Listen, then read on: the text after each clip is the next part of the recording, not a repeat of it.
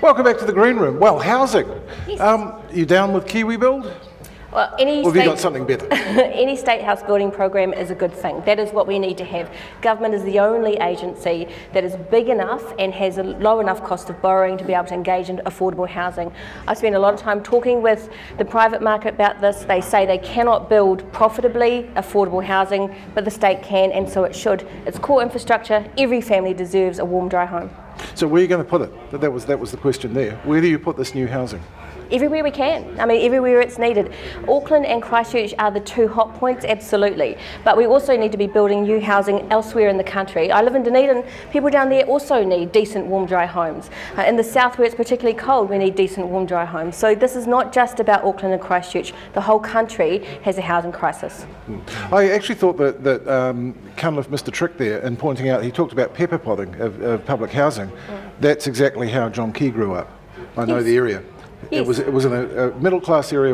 So would you do that? Well, the thing is that the state houses in this country were built for the working class, for the middle class, not just for the very poorest. We need to go back to that value set that everyone's entitled to a decent home, and the state has a role in helping provide it. So we've launched policy on protecting renters so that they have security of tenure and high quality homes, but also progressive ownership, which is another way of purchasing the state houses over time without a deposit and without a mortgage, like our parents did with the state advances, for example.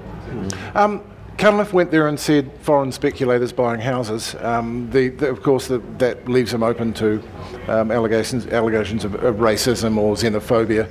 What's your view on that? Well, we know it's a big part of the market.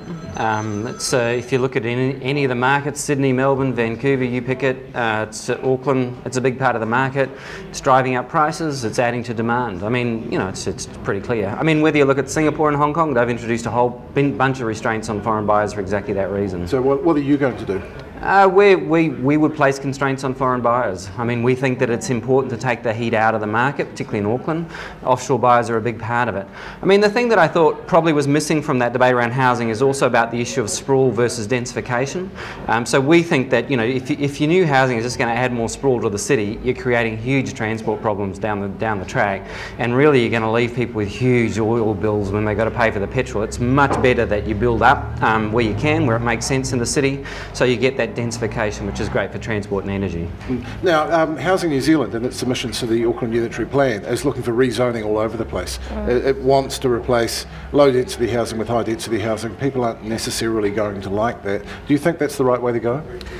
It's it does need to be done, sensitively, case by case. But in general, yes. I mean, I think particularly in a city like Auckland, I mean, we just can't keep sprawling. So there is going to have to be increasing density if we're going to have more people. We need to do that well, have high quality building standards, But I think it is a key part of it. Okay, we have to go back in a moment. One last question: yes or no capital gains tax on housing?